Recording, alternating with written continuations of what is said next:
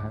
आज हमारे देश के पर्यावरण, पहाड़, जंगल, नदियों और उपजाऊ जमीन के साथ में सरकारों द्वारा बहुत ही दुर्व्यवहार किया जा रहा है।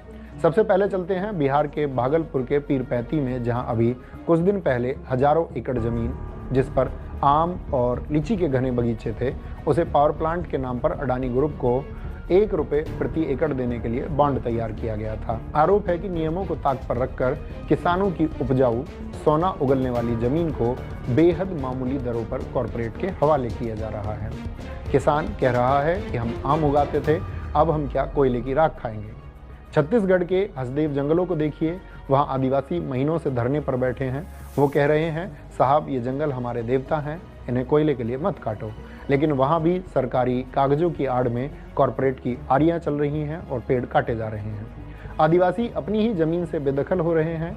उत्तराखंड का जोशीमठ धंस रहा है, कारण बिना सोचे समझे पहाड़ों को खोखला करना, विकास के नाम पर विनाश को सही समझना। राजस्थान के टिब्बी क्षेत्र में एथेनॉल प्लांट के खिलाफ बड़ा प्रदर्शन हो रहा है। फैक्ट्री ने अपनी ज़मीन के नीचे का पानी इतना जहरीला कर दिया है कि वहाँ कैंसर फैल रहा है, और अरावली के बारे में तो आप सभी को अच्छे से पता है। असम के गुवाहाटी में 20,000 से ज़्यादा किसान और मजदूरों ने रैली निकाली। वो नए श्रमिक संहिताओं, लेबर कोड्स का विरोध कर रहे थे, जो मजदूरों को गुलाम बना देगी। लद्दाख में सोनम वांगचुक, जो एक शिक्षक, वैज्ञानिक और पर्यावरणविद हैं, जिन्होंने इंडियन आर्मी के लिए बहुत कुछ बनाया है और देश ही नहीं विदेशों में भी बहुत नाम कमाया है, वे लद्दाख में क्लाइमेट फास्ट अनशन पर बैठे थे। मांग क्या थी? लद्दाख को 6th शेड्यूल में शामिल करो ताकि वहाँ के पहाड़ और ग्लेशियर कॉरपोरेट माइनिंग से बच सकें।